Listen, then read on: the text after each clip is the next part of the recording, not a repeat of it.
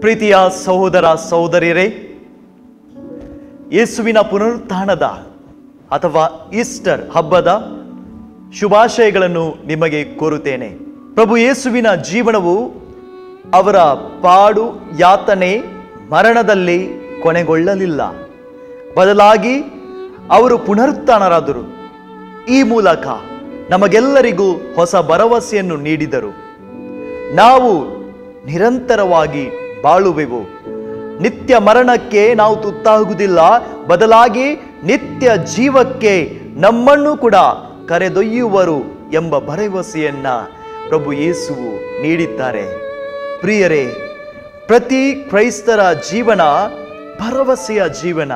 ಏಕೆಂದರೆ ನಮ್ಮ ಈ ಪ್ರಾಪಂಚಿಕ ಜೀವನದ ಪಯಣದ ನಂತರ ನಮ್ಮ ಜೀವನ ಕೊನೆಗೊಳ್ಳುವುದಿಲ್ಲ.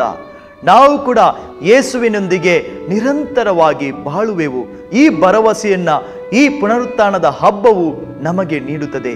ಪ್ರಿಯರೇ, ಪ್ರತ್ಯೇಕವಾಗಿ ರೋಗ ರುಜಿನಗಳಿಂದ, ಕಷ್ಟಗಳಿಂದ, ಬಾಧೆಗಳಿಂದ, ವಿವಿಧ ರೀತಿಯ ಸಮಸ್ಯೆಗಳಿಂದ ಬಳಲುತ್ತಿರುವವರೇ, ಈ ಹಬ್ಬವು ನಮಗೊಂದು ಭರವಸೆಯನ್ನು ನೀಡುತ್ತದೆ. ಅದೇನೆಂದರೆ ನಾವು ಕೂಡ ಜಯಶಾಲಿಗಳಾಗುವೆವು.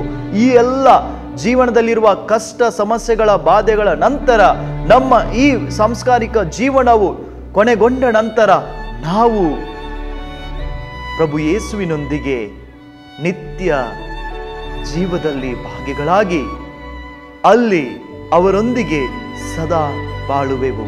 ಈ ಭರವಸೆಯನ್ನು ಈ ಪುನರುತ್ಥಾನದ ಹಬ್ಬವು ನಮಗೆ ನೀಡುವಾಗ, ಪ್ರಿಯರೇ, ಪುನರುತ್ಥಾನದಂದು ಇಡೀ ಜಗತ್ತಿಗೆ ಪ್ರಕಾಶಿಸಿದ ಆ ಬೆಳಕು ನಮ್ಮ ಜೀವನದಲ್ಲೂ ಪ್ರಜ್ವಲಿಸಲಿ.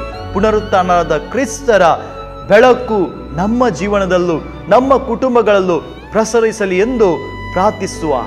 ಪ್ರಿಯರೇ, ಪ್ರಭು ಯೇಸು ನೀಡುವ ಭರವಸೆಯು ನಮ್ಮದಾಗಲಿ. ನಿರಾಶೆಯಿಂದ ಬಾಳುವುದಕ್ಕಿಂತಲೂ ಪ್ರಭು ಯೇಸುವಿನಲ್ಲಿ ಭರವಸೆಯಿಟ್ಟು ಬಾಳೋಣ.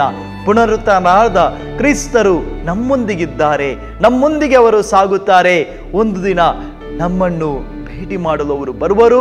ಅವರೊಂದಿಗೆ ನಾವು ಸದಾ ಬಾಳುವೆವು. ನಿಮಗೆಲ್ಲರಿಗೂ ಮಗದೊಮ್ಮೆ ಯೇಸುವಿನ ಪುನರುತ್ಥಾನದ ಈಸ್ಟರ್ ಹಬ್ಬದ ಶುಭಾಶಯಗಳು.